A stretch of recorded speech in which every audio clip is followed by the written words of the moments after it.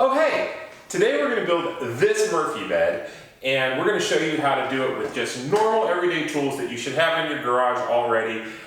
We're going to do it in a very easy fashion, and anybody can do it, even the most novice of woodworkers. You do not have to be a professional to do this. Just follow along and you'll have an awesome Murphy bed too.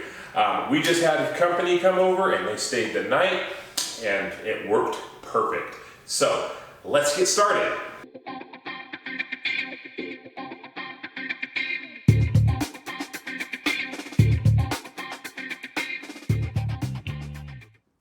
It was a beautiful day, and the dogs thought so too. So we decided to head outside and start working on our Murphy bed. By doing so, we needed to set up our really fancy miter saw table, which I used just a normal table that I got from Costco. Fold it up, set it up, bring some power out to it, and bada bang, there's your miter saw table. Once the power's out, we set up the miter saw, and we're done. Well, not yet. We have to plug it in. Now we're done. So, now that the miter saw's table is set up, we need to start chopping these pieces of wood down. So, this piece of wood, after I get this little nail thingy out of it, oh goodness, these things are such a pain in the butt. Why do they put those in there? Well, I'll just pull it out and then I'll stick it in my mouth because that's where it goes, right? We'll cut that really bad end off, flip it around and measure it to about 60 inches. Well, actually that's 60.5 inches to be exact, because that's the width we need to fit our queen size mattress. And once we have that measurement, we're just going to go ahead and flip it right back around and chop, chop. Goodbye.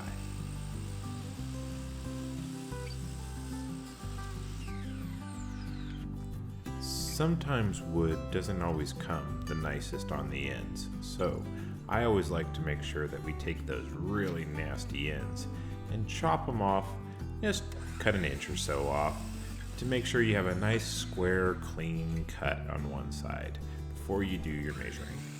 Then chop off the other side and you know you have a really good piece to work with. Once you're satisfied with this cut, it's time to make 10 of these pieces all the same length so that you can make the rail part of your bed. But I'm not going to show that to you because, I mean, let's be honest, you don't need to see me cutting a bunch of wood just over and over and over again, do you? Well, maybe just one more. Done. I know I said I was done, but we need to cut a couple of extra pieces a little bit longer. These pieces are going to be 80 inches long, and these are the pieces that go long ways down the side of the mattress. Now that all of our pieces are cut to the right length, it's time to start to glue them together. Now this is a really simple process. Basically, we're going to spread some glue out across one of the pieces of wood on the end, and then we're going to lay it down and make, a little L out of it. And once it's in that shape, we're going to, I'm still spreading glue. I'm not really sure what's happening here. Once we're done spreading the glue, we're going to go ahead and flip that over into the L shape that I mentioned just a second ago. And we're going to use some clamps and just use them like a second hand and kind of squeeze them into place. It doesn't have to be perfect, it's just trying to hold them. So after we put one clamp on one side, we go and put it on the other side, clamp it into place, and now we have an L-shaped piece of wood. In which case, now we're going to take a drill bit and drill a pilot hole just in time to be followed up by a nice number 8 1.5 inch screw. We're going to do that 5 more times across this piece of wood in order to make sure it's securely held. So take your time, line it up, Drill your holes, sink your screws, and before you know it, you'll have a nice solid L-shaped bed rail. And after you screw in your very last screw, making sure to keep them all countersunk and flush, you'll be done. You can unclamp it and set it to the side and do it again 4 more times. But I'm not going to waste your time showing you that either. So we'll skip ahead, and now it's time to start and assemble the base part of the bed frame. This is the part that holds your mattress up, kind of like a box spring.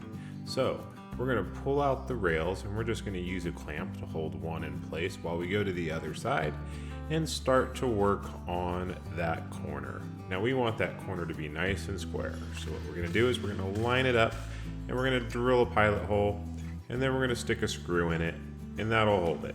Then we can go to the other side, and we can take our clamp apart, maybe move the rest of our clamps out of the way, and line that one up. Now the 2 L brackets should be facing each other.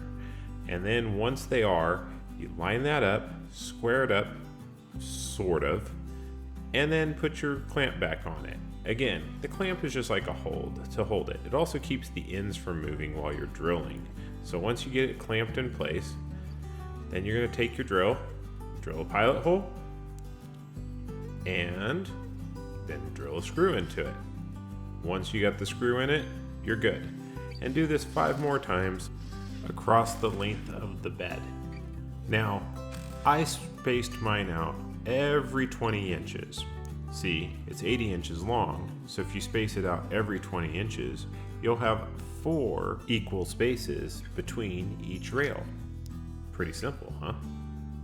Once I securely fastened one side, I moved around and set up the other side with a couple of clamps and lined everything up on my 20-inch marks. All I had to do then was drill a few pilot holes and sink in the screws. Now that we have this inner frame complete, all we have to do is pick it up and move it over and out of our way.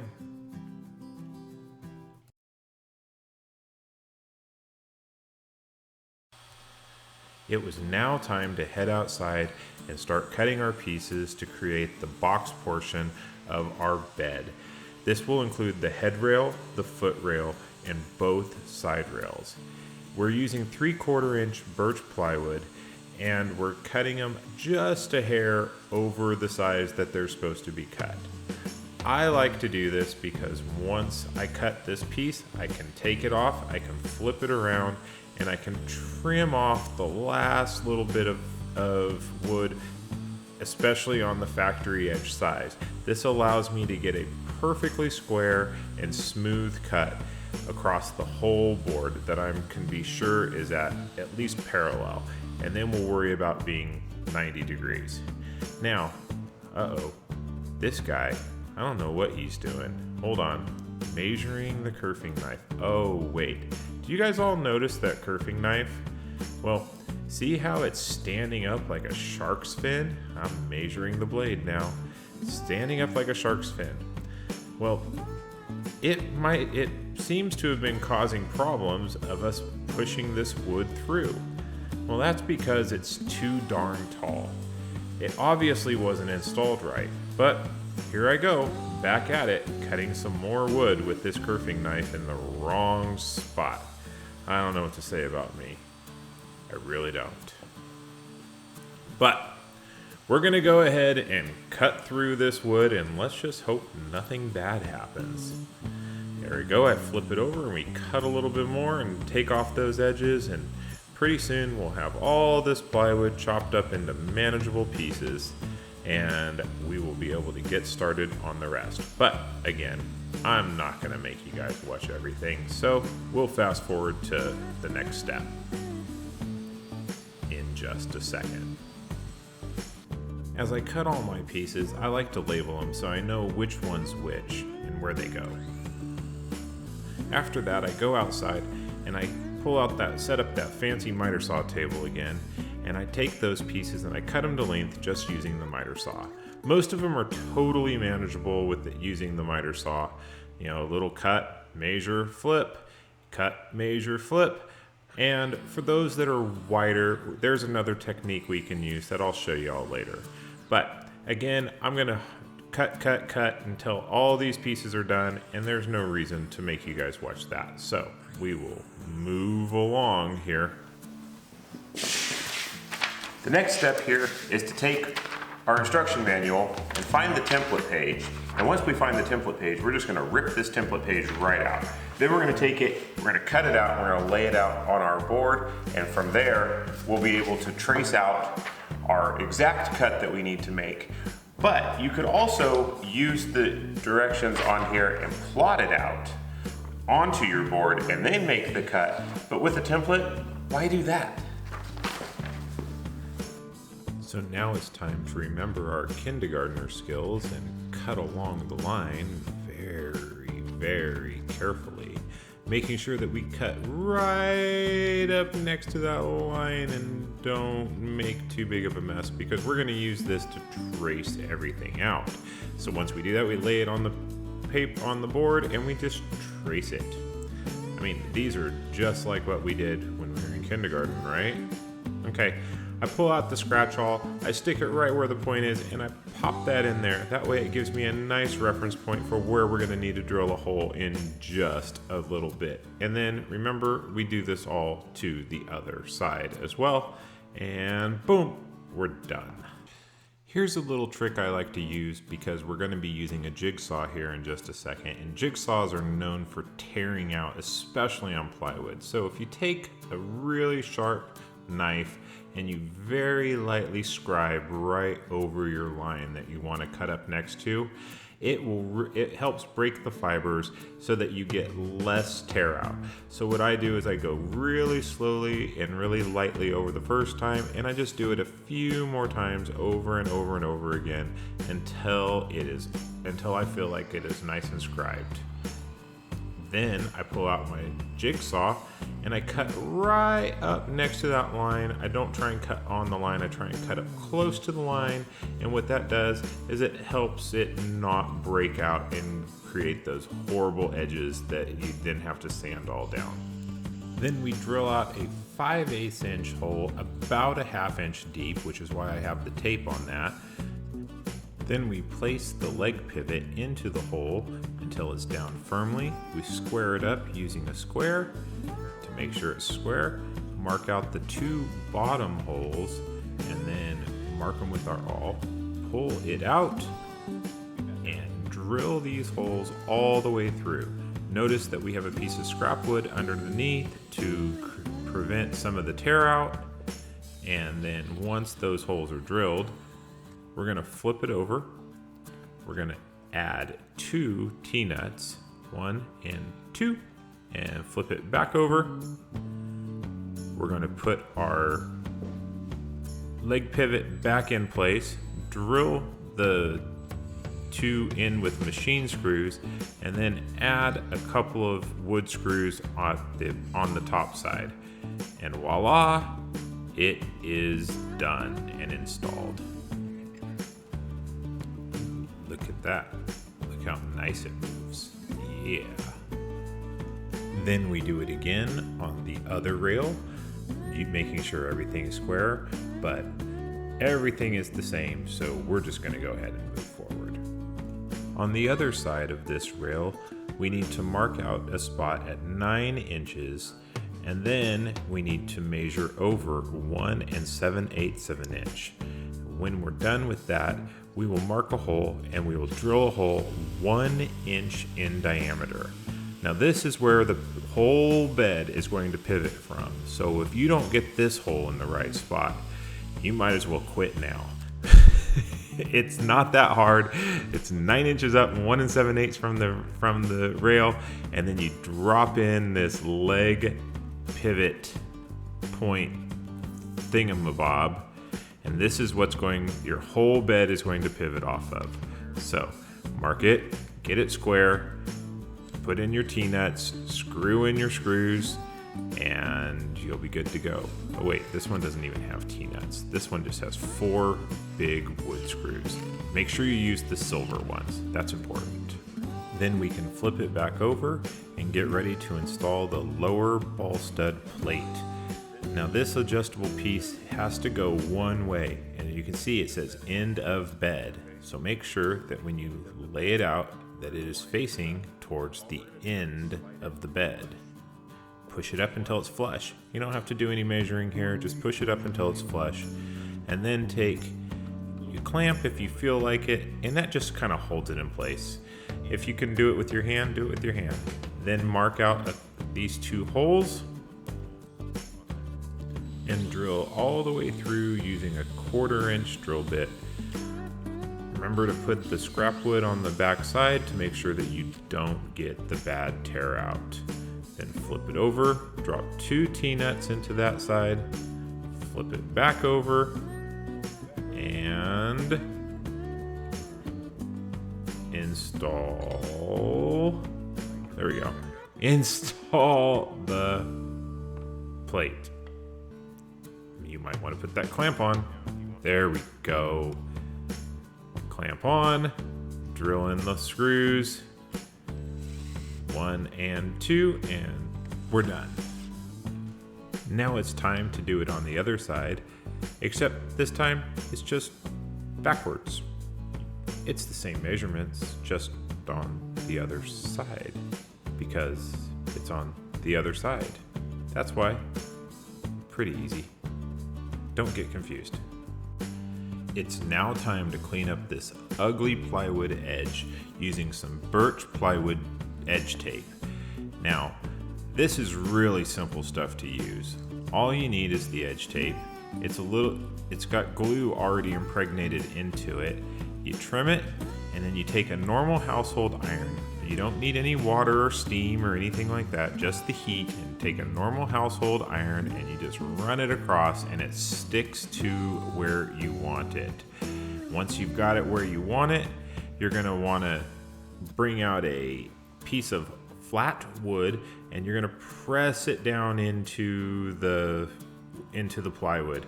You might need to add a little bit more heat in places as the time goes. Then you're gonna pull out a specialized trim cutter, and this trim cutter cuts both sides really good as long as the wood is flat. But when you get to this curve, you're gonna need to do something a little different. You're gonna pull out a utility knife and you're gonna slowly and carefully, and try not to cut your finger off, trim the edges off so that it's nice and smooth and flush. Very, very easy to do. And if you guys would like me to do a longer video on just how to do edge taping, I can do that at a later date. Just let me know in the comments. But you're gonna do this for the headboard or the head rail, you're gonna do it for the 2 side rails, and you're gonna do it for the foot rail. All 4 of those edges that you can see when you're looking at your bed. And this is how it looks when it's all done. Look at nice, huh?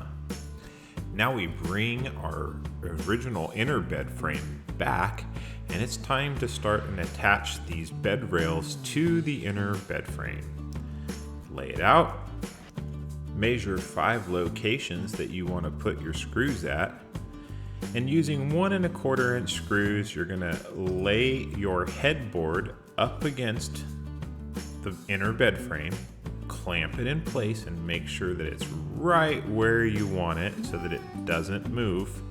And then you're gonna, with drilling a little pilot hole from the inside into the head rail, you're gonna sink 5 1 1/4 inch screws into the headboard.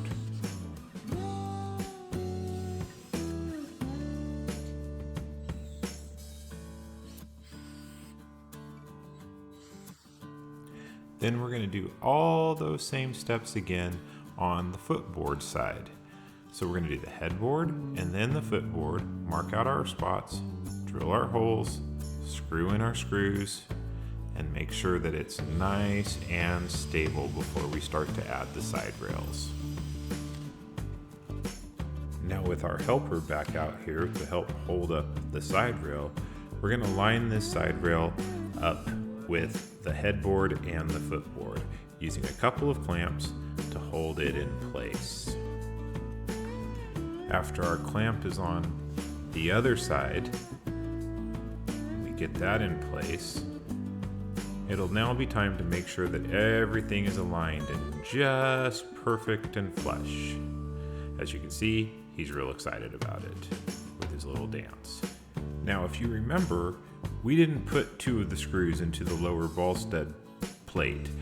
Instead, we left those open. And the reason behind that is because where those 2 screw holes line up is directly into this headboard. So, using the lower ball stud plate, we're using that to mark and drill in the screws that hold the side rail and the lower ball stud plate and the headboard all together.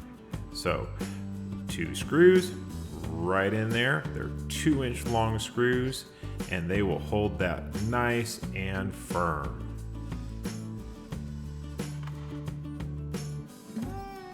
On the other side, also using 2-inch long screws, we're going to drill 2 pilot holes and drill 2 more screws right into that foot rail. Now, using an 1/8 inch drill bit to drill our pilot holes and 1 1/4 inch screws, we're going to put 2 screws on the inside of each spacing between the rails so that we can secure the inner bed frame to the bed railing on the outside. And then, of course, you go and do it again on the other side.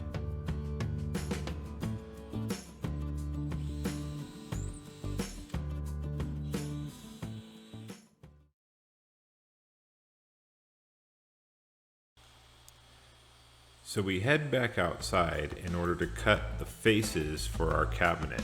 Now our face is so wide that we need 2 large pieces of plywood that we're going to butt up next to each other. So we need to make sure that we have really clean lines so that we don't see the seam too much. Oh look, somebody fixed the kerfing knife that was sticking out that was inherently dangerous. And look how much easier these boards go through the saw without that blade sticking up like a sore thumb. I'm just so glad nobody got hurt while it was out there. That was a dumb mistake, so be careful and don't make that mistake yourself. Once we get these 2 pieces ripped, we then take it inside and use our circular saw and a straight edge to trim it to the right length. Again, I always try and take off my factory edge first so that I can leave a nice, clean, true edge that I can measure from to make sure that I get a nice square cut on the whole piece of the plywood. This allows me to set up my fence and run this across in the straightest, most efficient manner. Once we have these pieces cut, we want to lay them face down with the best side facing down. The next step is going to be to edge tape all the 3 sides that are going to be showing, which are the 2 outsides, the top and the bottom. But you're not going to want to see that unless you do. And if you do, let me know in the comments. So the next step here is we will add a 1/4 inch mark all the way around this piece of wood. And we'll just trace that out using our straight edge so that we know exactly where a 1/4 inch from the edges are. This will be important because this is how we can set our bed frame in the correct position on the face frame. Ooh, that guy's scary. But now I'm gonna act like a mime and show you that we're gonna lay this bed frame down. Oh wait, now we're just gonna lay the bed frame down. Good. So we lay the bed frame down and we want to line this up on our 1/4 inch marks. So when we get this bed frame into position, we'll put it there, and this will be a great time to square up your bed frame and your facing at the same time. Now that your bed frame and your face are aligned, it's a good time to get a pencil out and start to pencil line in all the rails and stiles that are across this. This will allow you to make sure that you get it right back in the same position when it's time to glue and screw it down. Next, we'll flip the bed frame up so that we can lay out some glue before we glue it down. With the bed frame now out of the way, we're going to lay down some glue in between each of these lines in order to create a nice, secure connection between the bed face and the bed frame. After we're all done laying out that glue, we're going to lay the bed frame back down onto that board, and we're going to line it up using the lines that we drew on it earlier with both the trace lines and that 1/4 inch line that's on both of the two sides. This will allow us to get it right back in the place where we had it before, and it will be time to start screwing down the bed frame to the face panels. You will want to use a pattern when securing this bed frame to the face panels by securing this bottom corner first and then moving to the top right corner, and you're going to secure that, making sure that everything is square, and then move to the center and you're going to go ahead and secure that as well. Then you're going to want to continue to square up this piece with your face frame and follow the same pattern as you did on the other side. Once that's done, you're going to start to screw all the remaining screws across these face plates, adding about 5 screws per rail.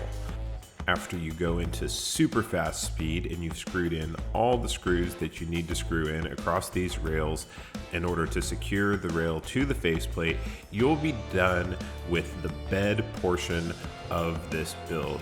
And the next step will be to start the cabinetry that the bed will fold up into. So as we watch this super fast speed building, we are just going to go ahead and move right along to the cabinet build. So we head back outside to cut a few more pieces of wood that will start to make up our cabinet. Some of these pieces we already cut when we were cutting out face panels and some of the other pieces that we used to make the bed frame. But as we cross-cut some of these pieces, we'll notice that some of them are too big for our miter saw to cut fully across. So we fixed that really easily by flipping the piece over, dropping the blade right back into the original cut, and cutting the rest of the way through. Very easy way to cut a board that's larger than your normal miter saw. After all the pieces are cut to the right lengths, we bring them back inside and we start to lay out where we're going to drill some holes, as well as lay out where we need to mortise for the adjustable ball stud plate that also goes on the inside of this upright piece of cabinetry. This mortise needs to be about a 1/2 inch deep and can be done with a router very easily. Or if you don't have a router, I'll show you how to do it with a drill in just a second. But first, we need to drill these holes about a 1/2 inch deep in order to fit our pivot bracket into our uprights so that we can support the weight of the bed. We do this by laying out both upright pieces of our cabinet and drilling our hole that we laid out it's a 5/8 inch hole about a 1/2 inch deep, and this will allow the bracket to sit securely in place as we attach the male pivot plate to the vertical. So all we have to do now is slap that pivot plate right into the hole that we just drilled, square it up, and give it a nice mark where we have the 2 holes that need to be drilled all the way through in order to attach our T-nuts. So then we drill one hole and then the other hole. We put in our T-nuts and attach the plate using a couple of machine screws on the top side of the bracket. And once the bracket is securely in place, we're going to drill 2 pilot holes in each hole of the plate and attach it using 2 of the silver screws. now it's time to make this dreaded mortise. And remember how I told you that if you don't have a router, you can use a drill to do the same thing? Well, here's how. You can do it using a Forstner bit, a 3/4 inch Forstner bit, and you can set that up to drill multiple holes about a 1/2 inch deep down the center line of your mortise. This will allow you to make a nice mortise that can be chiseled out easily using a normal hand chisel that you can get at any normal hardware store. All you have to do is take your chisel and use the lines that you drew and chisel straight down those lines, squaring out your mortise all the way along the whole thing and cleaning it out. And voila, you have a nice mortise that you can install your adjustable plate into. So go ahead and mark the 2 holes that you're going to push your T-nuts through, drill out your holes, push in your 2 T-nuts, and flip it over, and bam! Your upper ball stud plate is installed. Then we need to do it all again on the other side so that it matches the first side, but we're just going to move forward so that we don't bore you with all of that. So now it's time to install the bed stops, which do exactly what they sound like they're supposed to do, which is stop the bed from going all the way up into the cabinet and going too far and hitting your wall. So we mark out a few spots and then we're going to drill a hole that will allow us to set the bed stop and secure it in place. Then of course we do it again on the other side. Yeah, that looks good. Now that we have all the hardware installed on the 2 vertical upright pieces of the cabinet, we need to edge tape the most visible portion of the cabinet. And since we already did a bunch of edge taping earlier in this video, we are going to move right ahead, unless you want to watch it, and if so, let me know in the comments and I can do a video just about edge taping if you'd like. After we were done edge taping, I chopped up a few 1/2 inch chunks of wood so that I could elevate this next board a 1/2 inch off of the table. The front and the back pieces are a 1/2 inch longer than the 2 side pieces, and so in order to get everything to line up correctly, we need to get this piece a 1/2 inch off the table. Now there's other ways to do this, but this is the way I chose to do it. So with this piece elevated, now when we bring these 2 pieces up and we line up this other piece on top of the board, they line up perfectly. Yeah, that's the stuff right there. So now we take our rear rail, or maybe it's the front rail, because it doesn't really matter because they're exactly the same, and we mark them at 7/8 of an inch in a few places across this board. And this is going to tell us where we can drill into the board and make sure that we hit the board on the other side. And now adding some glue to the front side of our fascia board, or again, maybe it's the rear side, is super satisfying, but yet also is going to make a great bond as we attach that board to it using some nice finished screws. Now you can use finished nails, but I like to use finished screws. So again, standing it up on the 1/2 inch pieces and then drilling a pilot hole, we're then going to go ahead and screw in these finished screws to make a nice clean joint. Then you're going to do it again 4 more times across the front rail, or the rear rail, or whatever rail, because it doesn't really matter, because they're the exact same. And then when you're all done, you're going to flip it over, and you're going to do it again on the other side. So, there you go. We're screwing the other side. Let's just move on. If we did everything correct, then this board will sit perfectly flush as we attach it to the rest of this header assembly. And it does. Look at that. Wow, you're good. Now we're going to add a couple of clamps, and then when the clamps are attached, we'll be able to screw in some mounting screws across the top that will secure it perfectly in place. Now we're just going to drill 4 pilot holes through this board. You can use glue if you want to, but it's not necessary in this step. And then we're going to take it and we're going to sink 4 screws into it to make it nice and secure. Then of course we're going to turn it around and do it all again. And with this piece finished, we now take it over and dry fit it all together and make sure that it all looks like it's just going to fit together perfectly. And once it's done, we're done. Well, there you have it. We have put together and built everything that needs to go together for this Murphy bed. Now we just have to take it all apart and we'll prep it and we'll paint it, we'll fill our holes and make it look really, really, really pretty right before we put that in. But you can catch how I prep it and paint it in another video. I'll attach the link, or you can move right along and watch the installation once it's all prepped and painted. So the next time you see it, it will be painted and ready to go into the house. Thank you all for joining me today, and thank you for watching through this whole video. I hope you got some tips and some tricks out of it, and just to understand that this is something that even if you are not an experienced woodworker, you can do yourself, and you can do it with minimal amounts of tools and effort. You don't have to have anything fancy. You just gotta have a little bit of basic knowledge, and you can do this as well. It's gonna be a nice solid piece. I cannot wait to get it installed. Here I go. I'm gonna go take it apart now. Thanks everybody.